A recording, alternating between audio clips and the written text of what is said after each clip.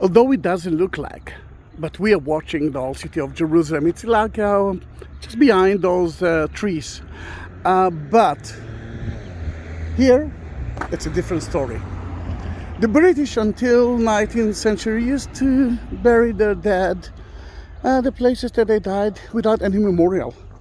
From 1917, 1915, First World War, they decided to bury those soldiers and in special cemeteries. But according to the law, it was supposed to be buried. They're supposed to bury the dead at the place that they died. This is one of 17 cemeteries in Israel. Military. War cemeteries, of British in Israel, of course. But before we will enter to it, let's look behind us. And you can see that they didn't forget the Australian Imperial force that been in Sinai, which is Egypt, Palestine, and Syria. Then in that case, it exists here as well. Let's go in. Now, if you can see that the color green is very important here. Actually, colors are very important. Israel is kind of almost like a desert country, but green is the color of Britain, of UK. Jerusalem War Cemetery. You can see the inscription that you can read now in English, but I will read it for you in Hebrew. For that, I'm going to that part. This is the Hebrew part. You can see the Arabic part as well. You can look at the English one, and I will say it in Hebrew. חלקת השדה שעליה הוקם בית הקברות הזה, it's very difficult Hebrew, ניתנה במתנת העם מאת בני פלסטיניה ארץ ישראל, להיות מקום מנוחת עולמים לחללי ההסכמה אשר נפלו חללים במלחמת 1913 ו-14. יהי זכרם ברכה. Let's go in. And you can actually see here part of the 2,500? Yes. And you can see the name of each one of them, military number, the division that he came from. It's beautiful. And one of the reasons that I'm actually entering that cemetery is for the UK tourist of Israel. Take yourself, find yourself kind of like 2 hours and visit one of those cemeteries. And then one of those people who died here for us, remember his name, and every year in your Memorial Day, just light a candle for him and for the rest. Look at that. In each cemetery, you will see kind of an altar and a cross with a saw in it. Saw of sacrifice. Sacrifice. Jesus died for us, just like those soldiers died for us. Amazing. The one who actually said it, or they actually quoting him by that, is Kipling. Yeah, the author. Look at that. And it's not the end. What did you find there? There is another cemetery in Jerusalem. Who's that? Soldiers. There are many memorial stones here that are marking the grave of an unknown soldier. Mm-hmm. So you will see more than that. We know who he is. And it says very beautifully, it says known unto God. Unto God, yeah, which is true. which is true. It's a very honorable place. It is, and beautiful. And British, where are you? Come and visit those cemeteries. Remember, there are 17 like that in Israel. I started to say that there's another one, another cemetery, war cemetery in Jerusalem for the Indian one. I'm here. It is, isn't it? That chapel is a very important chapel because it actually tells us a story. First of all, St. George.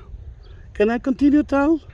Oh yes, please. Yeah, sure. I mean, Yeah, can I? don't let me hold you. All right.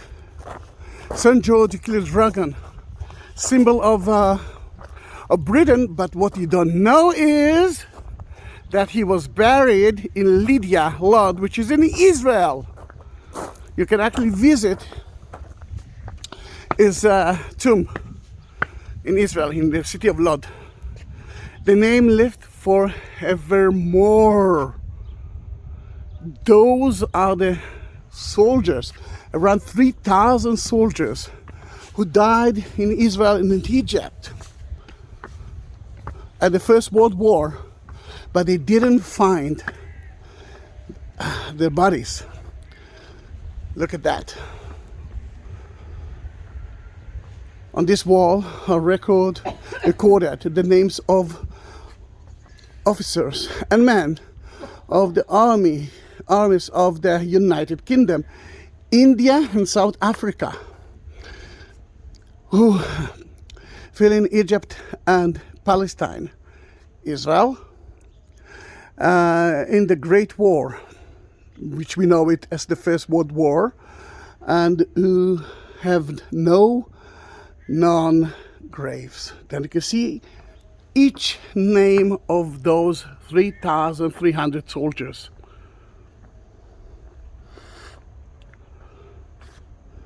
Amazing, isn't it? Let's see if the chapel is open. Usually it's not. Every November there's a special ceremony here.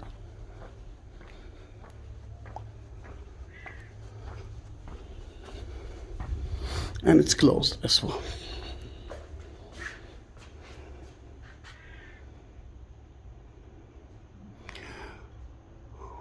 We therefore remember you in our prayers as it becomes us to think upon our grave, which is so true. Amazing, isn't it? Oh, hey, girls, come to here, please. Tal, Luisa.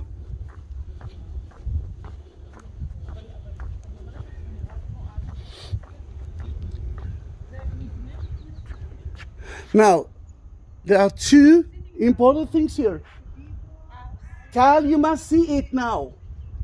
Look at that. Yes, sir. We had the Memorial Day a week ago, before our Independence Day, and in each Jewish grave of soldiers who died in the war, we used to light a candle to put the flag of Israel with that black part that says Iskor, remember, which I believe that at least two of them. Someone here Yes. is either Jewish or connected with the state of Israel, Yes. the modern state of Israel somehow. Yes, I don't know. But it's important, and sadly I don't have the do you have a light? Ah. To light the candle? How come? No. How come It was not it's on. not lit up then? Then they put it before. They always put it before. They're supposed to light it. Yeah, only at before the Remember Because of Days. Don Levy? Yeah, maybe. Levi, yes, maybe. Well, this is wow. This is wow for me as a citizen of Israel.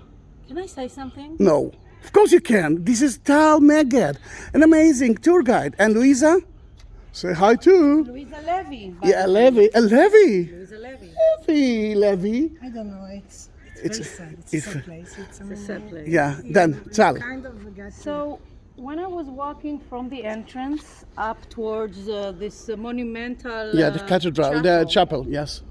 it feels like entering a holy place, like a True. church.